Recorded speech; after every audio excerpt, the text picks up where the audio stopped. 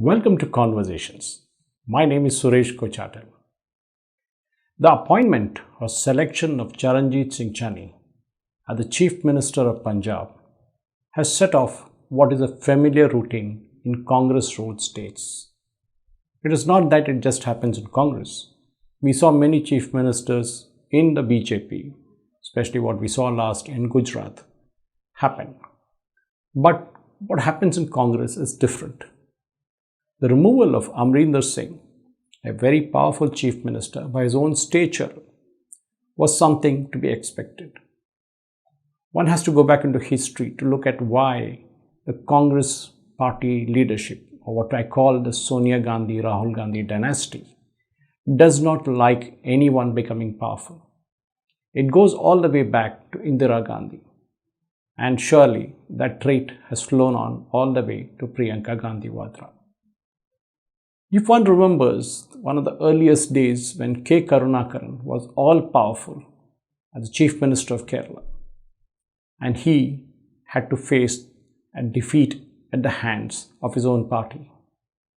He was removed, or rather sacked, and asked to leave in a kind of insulting manner over the ISRO spy scandal, which later turned out to be fake. Obviously, the party, the dynasty, wanted to appoint A.K. Antony, who, like any other Congress chief minister, would bend and crawl when asked to. But what is it about the dynasty that they don't like powerful figures? Take Y.S. Rajshekar Reddy, who, like Amrinder Singh, was all-powerful, till one day his helicopter met with an untimely crash. Nobody knows what happened and why. It all goes back to deaths which are mysterious, be it Kumaramangalam, be it Madhavrao Senior, be it the pilot senior and others. Why does it happen? And that is very, very important. We saw many Congress party leaders over the year disappear from the scene in a series of accidents. I'm not here to take names, but only to suggest there was something happening which to many people looked very suspicious. The removal of Amrinder Singh is again a question as to why does the Congress want to hit itself in the belt, especially when the elections are looming around the corner. Why does it want to displace a very powerful and rather seen as a man with a mission? The appointment of his successor is obviously a kind of taken for granted thing. But like many other chief ministers of the Congress dispensation in the past, what we saw in Punjab will surely repeat in other states. Ashok Gehlot does not have much of time, with Sachin Pilot at his feet snipping away. Sonia Gandhi and Rahul Gandhi have not learned lessons from the defeat of 2014 and 2019. 2024 is not far away. And if they don't learn lessons from what has happened to their chief ministers, they will surely face the wrath in 2024 again. But why does the Congress leadership, the dynasty, does not want powerful leaders? What scares them? And that is a good question.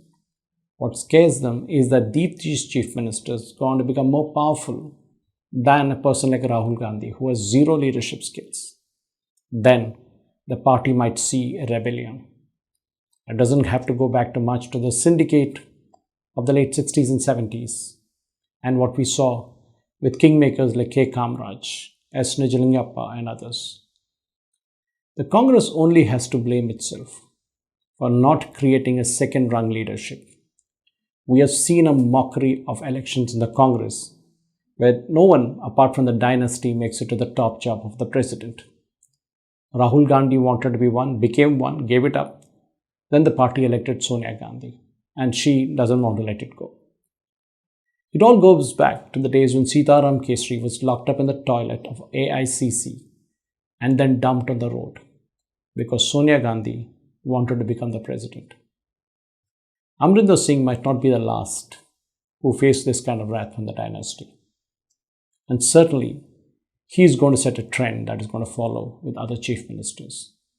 That if you are too powerful, if you're seen as a tough man, then your chair will not be there for long. Thank you for watching.